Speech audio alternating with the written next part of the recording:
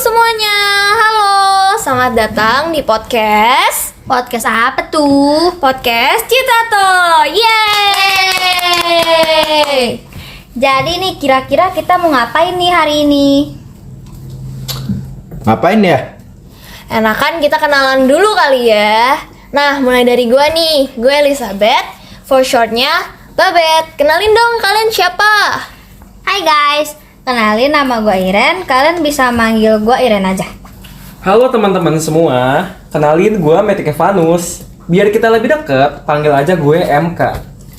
Gue mau Giliusan, kesibukan gue cari kesibukan. Satu yang penting nih, panggilnya Lius, jangan Mogi. Terima kasih. And the last one, siapa nih? Gue, Kesha Tera Javandrea. Lo semua bisa panggil gue Kesha atau Caca. Hai Caca. Hai. Lu kan Katolik nih ya. Gue mau nanya nih. Kira-kira lu rutin gak sih ibadah ke gereja atau kayak ikut aktivitas di gereja? Lumayan rutin sih, tapi gak setiap minggu. Soalnya kadang ada beberapa pekerjaan yang harus gue selesaikan secara cepat dan juga tidak memungkinkan gue untuk datang ke gereja. Jadi kadang gue cuma dengerin firman Tuhan atau gue minta teman gue buat record pas di gereja. Nah, untuk kegiatannya gue lagi belajar Krisma nih. Udah sih, itu aja. Kalau menurut lu sendiri nih, gereja tuh apa sih, Ca? Kalau dari yang pernah gue baca ya, gereja itu adalah umat yang dipanggil Tuhan. Tapi kalau menurut gue sendiri, gereja itu adalah sekelompok orang yang mempercayai Tuhan dan setia kepada Tuhannya. Gitu, Bet. Oke, jadi kalau menurut MK sama Lius, gimana nih? MK dulu dah.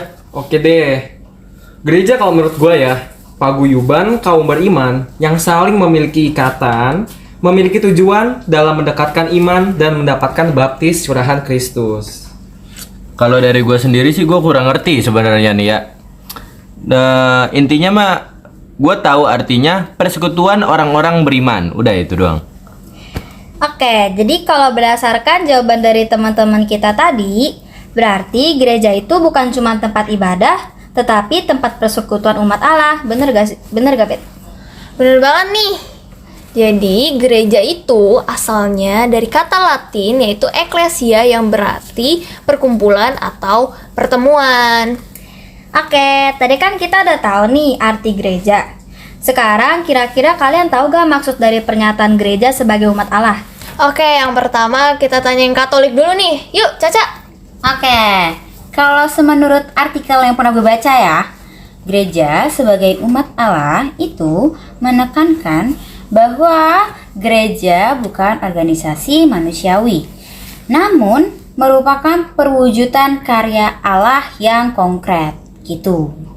Kalau dari pandangan gue ya, paguyuban atau sekumpulan orang yang memiliki satu tujuan, yaitu sebagai orang-orang yang dipanggil Allah. Wah, konsep gereja yang ini menarik ya. Nah, sebelum masuk ke topik selanjutnya nih, kita mau bagi-bagi trivia nih tentang gereja yang ada di masa lalu dan di masa kini.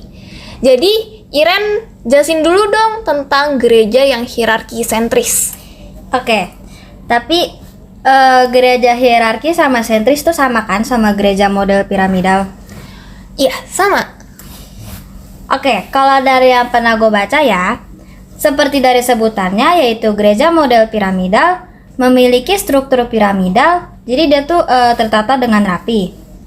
Para hierarki yang disebut itu yaitu paus, uskup, dan para tabisan yang menguasai umat. Mereka memiliki kuasa untuk menentukan segala sesuatu bagi seluruh gereja. Sedangkan kalau umat hanya mengikuti saja hasil dari keputusan hierarki. Nah, kalau tadi kan gereja yang ada di masa lalu nih. Sekarang gue mau jelasin tentang gereja yang ada di masa kini. Jadi udah melewati perkembangan, yaitu sekarang gereja itu sifatnya kristosentris. Nah, jadi setelah perkembangannya, gereja jadi bermodel persekutuan terbuka. Perbedaan yang paling jauh sama hierarki sentris itu adalah gereja menempatkan Yesus Kristus sebagai kepala gereja dan Di luar gereja Katolik itu terdapat kebenaran dan keselamatan. Jadi beda sama yang hierarki sentris, di mana keselamatan itu cuma ada bagi umat-umat yang ada di gereja Katolik. Nah, sekarang semua umatnya itu hidup dalam menggereja. Jadi nggak terpaku pada para hierarki yang ada di atas, yaitu paus, uskup, dan para tapisan. Oke, sekarang nih kita masuk yuk ke sifat gereja. Yang pertama ada gereja yang satu. Ayo Lius, coba sharing tentang yang lu tahu nih tentang gereja yang satu. Gereja yang satu. Gue dikit doang sih taunya. Simpelnya itu gereja yang percaya akan kehendak Allah dan orang-orang yang percaya pada Kristus hendak menjadi umat Allah. Udah itu doang. Oke, thank you Lius. Ada yang mau nambahin nggak nih? Oke, nggak ada ya. Oke, sekarang Caca boleh nggak nih kasih penjelasan tentang gereja yang satu? Oh, boleh dong. Gereja itu satu karena sumber dari keteladanannya adalah Allah Tritunggal, yaitu Bapa, Putra, dan Roh Kudus. Gereja hanya mempunyai satu iman, satu kehidupan sakramental, satu warisan apostolik, satu pengharapan yang umum, serta cinta kasih yang satu dan sama. Tetapi gereja tetap nih menghargai perbedaan di dalamnya. Gitu, Bet. Oke, untuk ilustrasinya, Mbak Bet, boleh kasih tahu gak sih gimana ilustrasinya? Boleh dong. Nah, gereja yang satu ini tampak dalam orang-orang Katolik yang dipersatukan dalam pengakuan iman yang satu dan sama, yaitu doa aku percaya, dalam perayaan ibadat harian yaitu kayak misa, dan juga termasuk dalam sakramen-sakramen seperti sakramen baptis, tobat, dan ekaristi, dan lain-lain. Oke, thank you Babet. Berarti udah jelas nih ya tentang gereja yang satu. Sekarang selanjutnya kita masuk nih ke gereja yang kudus. Kira-kira siapa nih yang mau jelasin, Lios atau MK? MK. Oke, gue dulu deh. Kalau dari pandangan gue, gereja menjadi kudus karena Yesus Kristus yang merupakan kudus. Yesus telah mengasihi gerejanya dan menyerahkan diri bagi gereja untuk menguduskannya, sehingga umat dipersatukan dengan Yesus menjadi kudus. Pengudusan manusia di dalam Kristus merupakan tujuan semua karya di gereja. Oke, sekarang gantian ya, Lius nih yang jelasin tentang ilustrasinya. Gambaran dari gua sih kayak cuman umat gereja yang beribadah ke dalam gereja, tapi mereka itu percaya akan kuasa-kuasa Kristus atas kehendak Allah. Oke, thank you atas penjelasan ilustrasinya ya Yos. Sekarang kita masuk ke sifat ketiga nih. Kira-kira apa sifat ketiga sih, Bet? Oke, jadi sifat ketiga dari gereja ini adalah gereja yang Katolik. Coba gantian Ren, jelasin. Boleh banget. Jadi, gereja Katolik mencakup semua orang yang telah dibaptis secara Katolik. Setiap orang yang menerima pengajaran iman dan moral serta berbagai tata liturgi yang sama. Nah, jadi gereja yang bersifat Katolik itu berarti terbuka bagi dunia dan tidak terbatas pada pihak atau tempat-tempat tertentu ya.